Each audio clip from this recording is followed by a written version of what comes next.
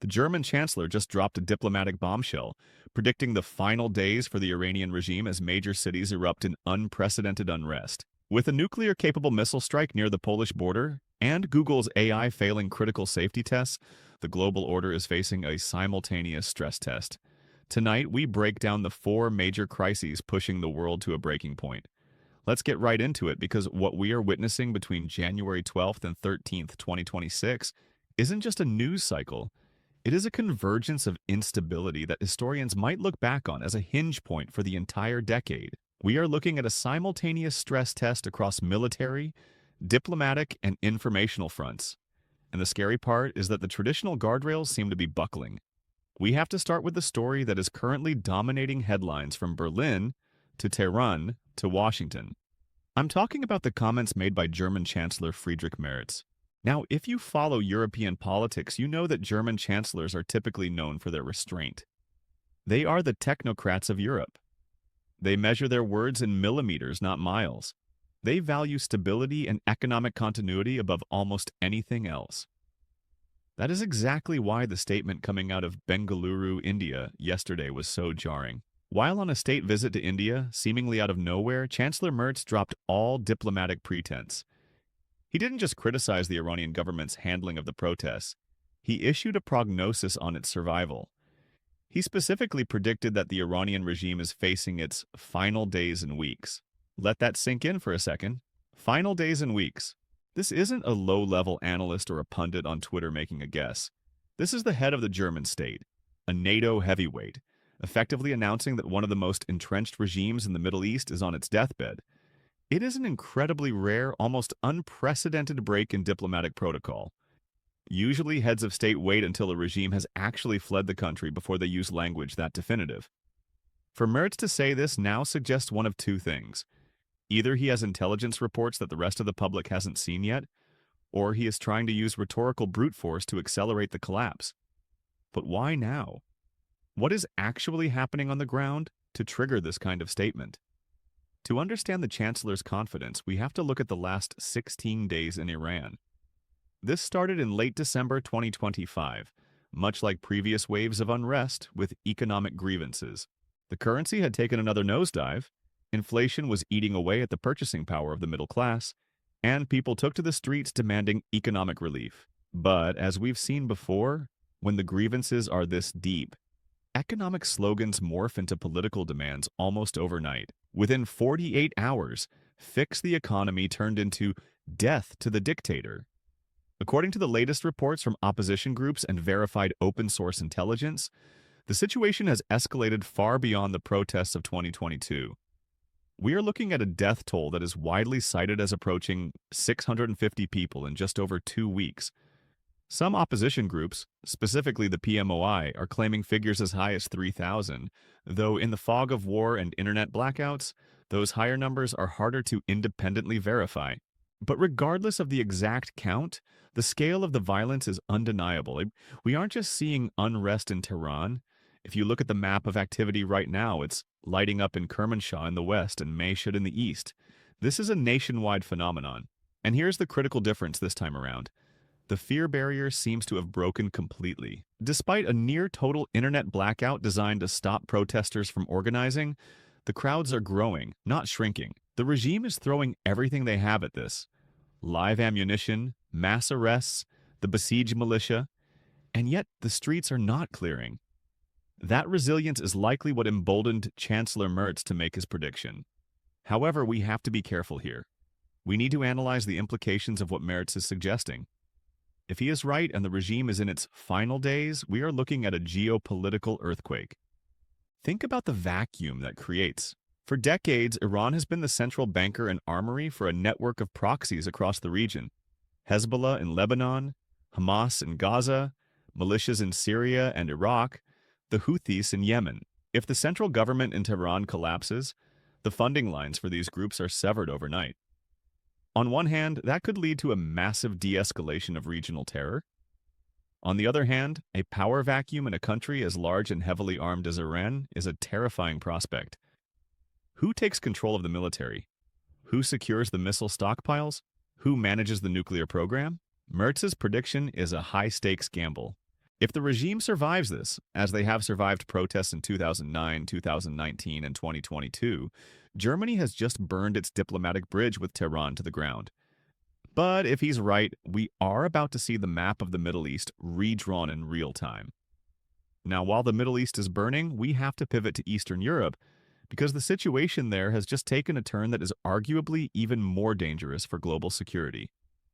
Just 1 week before the United States presidential inauguration, a moment of fragile transition in Washington, Russia has decided to send a message that is impossible to ignore. In the early hours of the morning, Russia launched an Oreshnik missile. For those of you who aren't military tech geeks, the Oreshnik is not your standard cruise missile.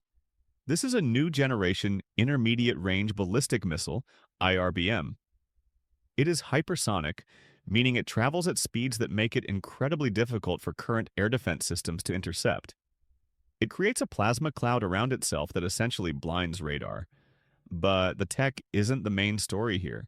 The target is. This missile struck near Lviv, in western Ukraine. Lviv is not the front line in the Donbass. Lviv is the logistical hub near the border with Poland.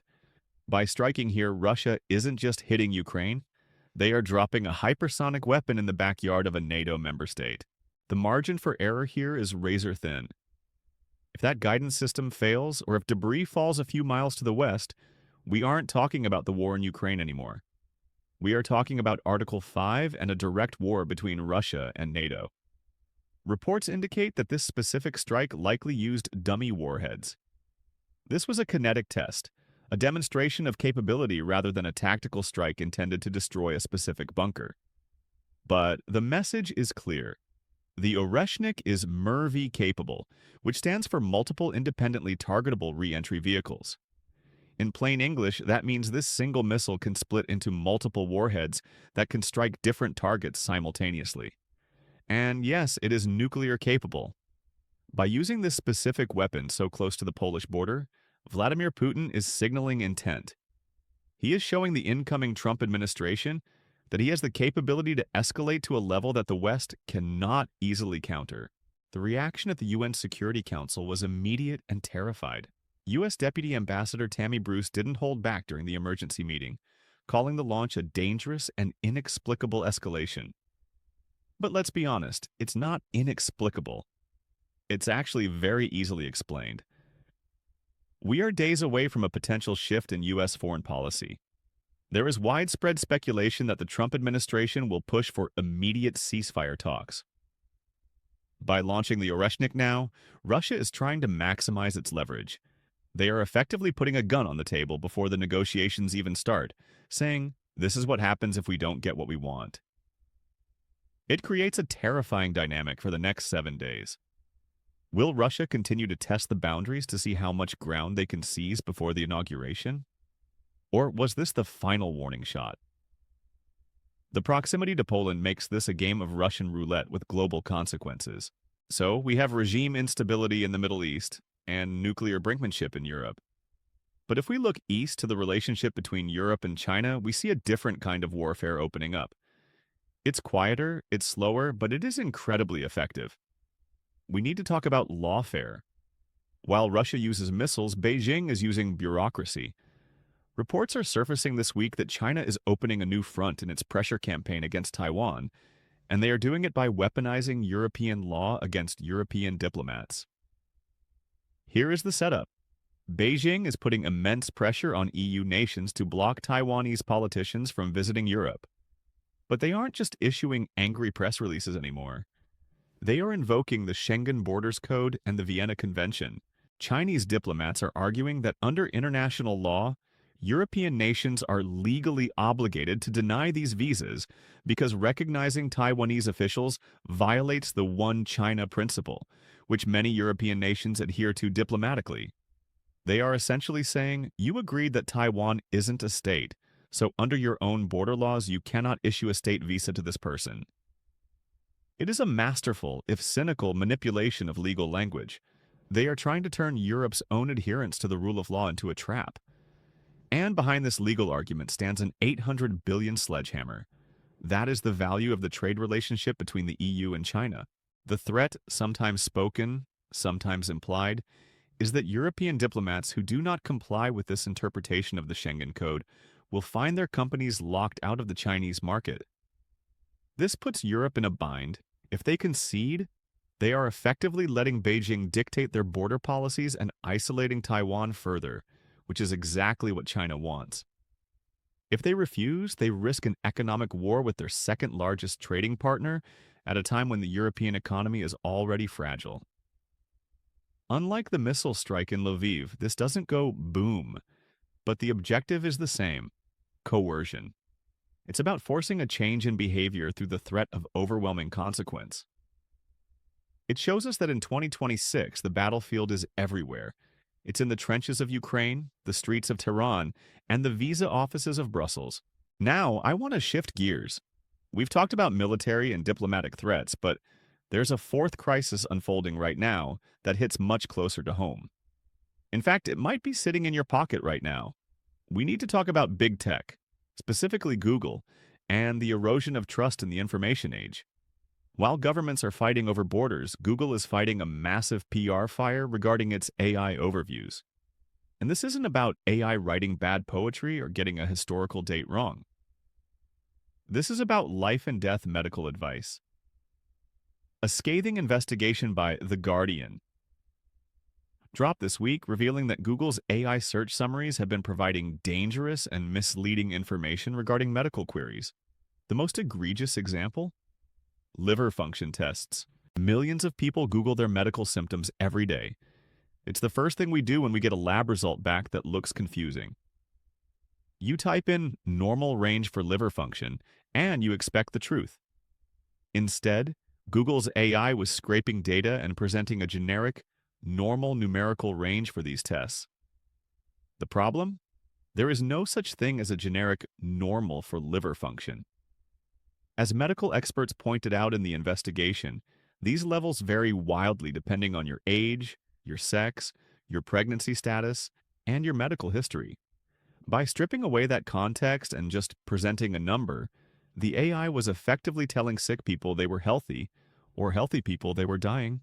One expert quoted in the report called the advice completely wrong and really dangerous.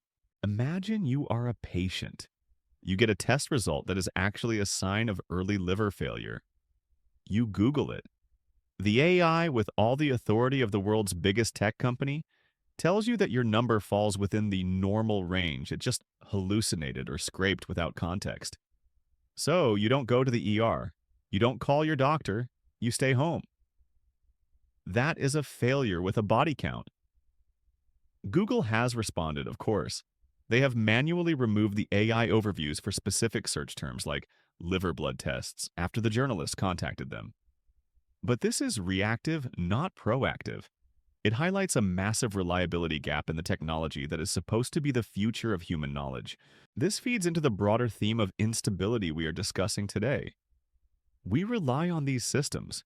We rely on search engines to navigate our lives just as we rely on treaties to keep the peace or borders to define nations. When the AI hallucinates medical advice, it contributes to a sense of chaos.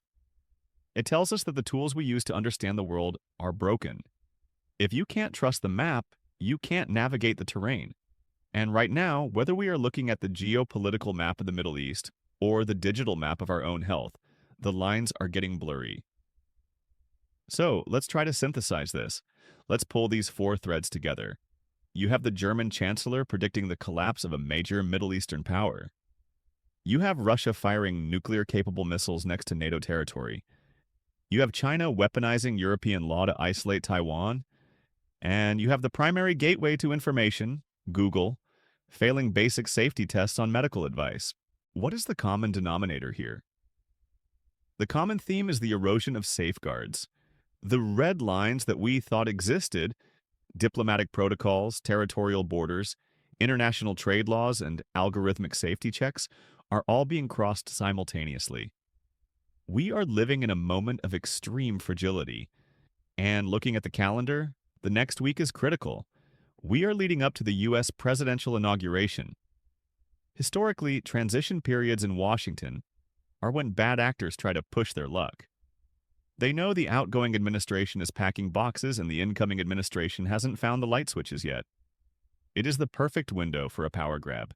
Russia knows this, which is why the Oreshnik flew. Iran's opposition knows this, which is why the protests are intensifying. And China knows this, which is why the diplomatic pressure is ramping up. They are all trying to set the terms of engagement before the new American president takes the oath of office. The world is holding its breath. The question is, which of these dams breaks first? Does the Iranian regime crack, plunging the region into chaos? Does a Russian missile stray a few miles west and trigger Article 5? Or does the accumulation of these crises lead to a systemic failure that we aren't even seeing yet? We are going to be monitoring all of these situations hour by hour. The timeline Merz gave, days and weeks, is ticking. The countdown to the inauguration is ticking. I want to hear from you in the comments. I've laid out 4 massive crisis points: the Iran regime collapse, the Russian missile escalation, the China lawfare, and the AI safety failure. Which one of these do you think poses the biggest immediate threat to global stability? Is it the kinetic war in Europe or the potential vacuum in the Middle East? Let me know what you think. Stay vigilant, stay informed, and I'll see you in the next video.